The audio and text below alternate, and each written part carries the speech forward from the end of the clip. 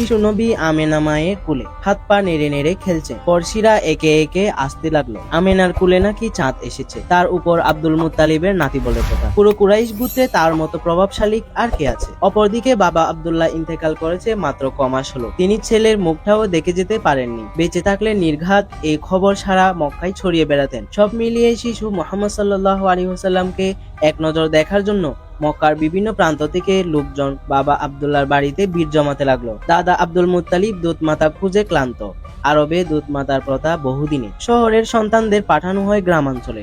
সেখানকার মহিলারা নবজাতকদের দুধ পান করান, বিনিময়ে অর্থকড়ি পান। তা দিয়ে সংসার চলে। দুর্ভিক্ষের দিন মক্কার পূর্বে তায়েফ অঞ্চল। সেখান থেকে নবজাতকের সন্ধানে এলো একদল মহিলা।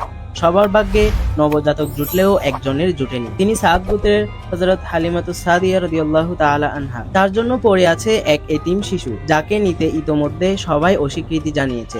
অবস্থা কবিগুরু রবীন্দ্রনাথের খেপা সন্ন্যাসীর মতো। খেপা হাতে শিকল নিয়ে পরশ পাথর খুঁজে বেড়ায়। খুঁজতে খুঁজতে বৃদ্ধ হয়, ত্বক ফ্যাকাশে হয়, পরশ পাথর পাওয়া হয়ে ওঠে না। একদিন লোকের প্রশ্ন শুনে চমকে ওঠে, এই কি খেপা, তোমার হাতে স্বর্ণের শিকল এলো কোথা থেকে? খেপা তো অবাক, হাতে তো লোহার শিকল ছিল, স্বর্ণ হলো কি করে? হাইরে খেপা, কোথায় কখন যে এই শিকল পরশ পাথরে লেগে স্বর্ণ হয়ে গেছে সে নিজেই বুঝতে পারেনি। কারণ সে পরশ পাথর খুঁজে মরেছে ঠিকই, আদতে পরশ পাথর কিরূপ তা তার জানা ছিল না। এই মহিলারা এসেছে ভাগ্য বিড়ম্বনার ভাগ্যের চাকা ঘুরিয়ে দেখতে, অথচ নিজেরাই জানে না কোন শিশুটির মাঝে কি লুকিয়ে আছে। খেপার ভাগ্য খারাপ হলেও হালিমার ভাগ্য সুপ্রসন্ন। না চিনে ফেলে আসা পরশ পাথর পুনরায় কুড়িয়ে পেলেন। স্বামীর সাথে আলোচনা করে দ্রুত সিদ্ধান্ত নেন এতিম শিশুটিকেই নেবে। মা আমেনা তার দুলালকে মা হালিমার হাতে সুপর্দ করতে করতে বলেন, যেমন তেমন ভেবো না, এই ছেলে গর্ভে থাকতে আমি কখনো গর্ভানুভূতি পাইনি। গর্ভাবস্থায় যে সব স্বপ্ন আমাকে দেখানো হয়েছে তা শুনলে অবাক না হয়ে পারবে না। পরশ পাথর মা হালিমার কুলে, তার ভাগ্যের চাকা ঘুরে গেল। দুর্ভিক্ষের কারণে তার স্বাস্থ্য খারাপ যাচ্ছিল, বুকে দুধ ছিল না। নবজাতককে কুলে নিতেই সেই সমস্যা কেটে গেল। তার জীর্ণশীর্ণ গাধাটিতে চেপে বসতেই শক্তি আর গতি বেড়ে গেল। দুধ পান করাতে গিয়ে ঘটে আরেক কাণ্ড। নবজাতক এক পাশ থেকে পান করে, অন্যটি ছুঁয়েও দেখে না। একই ঘটনা বারবার ঘটতে থাকে। মা হালিমার মনে প্রশ্ন জাগে, তারও একটি সন্তান আছে, তার জন্যই কি সে অন্যটি রেখে দেয়? শিশু নবীর ইনসাফ। তার বসতির আশপাশ ছিল বেজায় শুষ্ক। সেই জমি এই জন্মে উর্বরতা দেখেনি। অল্প দিনেই তা সবুজ লতাপাতা আর ঘাসে ভরে উঠল। পাথর ফেটেও যেন উদ্ভিদ জন্মাবে। মা হালিমার পশুগুলো দিন দিন মোটা তাজা হতে লাগলো। সেগুলির স্তন ও দুধে পূর্ণতা পেল। এত বরকত হলো যে নিজের প্রয়োজন মিটিয়ে তিনি বিক্রিতে মন দেন। দেখতে দেখতে শিশু নবী 2 বছরে পৌঁছয়। এই 2 বছর চুপচাপই থাকা হয়েছে, মুখে বুল ফোটেনি। কিন্তু আর কত, এবার না হয় একটু কথাবার্তা হোক। তার সুমিষ্ট কণ্ঠ পৃথিবী একটু শুনুক। কিন্তু কি বলে শুরু করা যায়? কোন শব্দে শুরু করলে শুরুটা ঠিক শুরুর মতো হয়? হ্যাঁ, এটা তার বেশ জানা। আগেও কোথায় যেন করেছিলেন। ও হ্যাঁ, সেই নুরানি জগতে।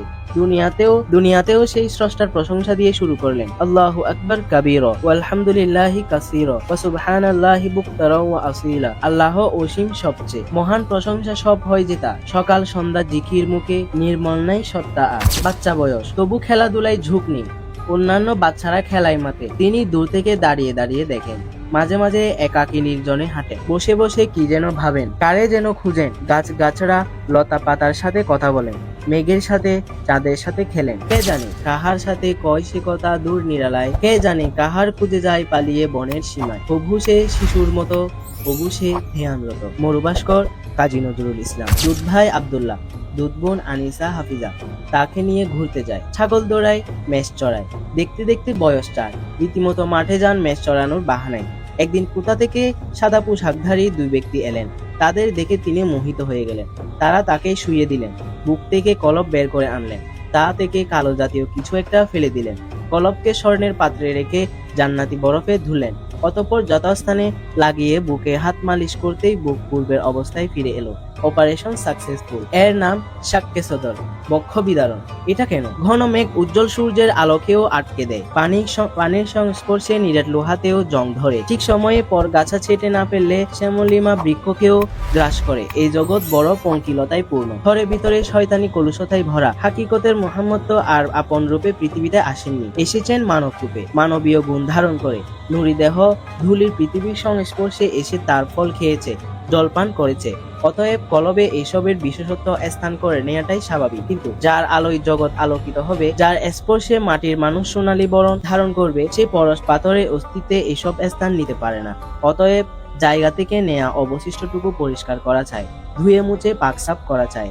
এই কারণেই এই বক্ষ বিদারণ এক মহান লীলা, স্রষ্টার বৈচিত্র্যপূর্ণ খেলা। মূলত ওই সাদা পোশাকধারী দুইজন ছিলেন ফেরেশতা, এসেছে মানুষ রূপে। নবীজির জীবনে বক্ষ বিদারণের ঘটনা সর্বমোট 4 বার সংঘটিত।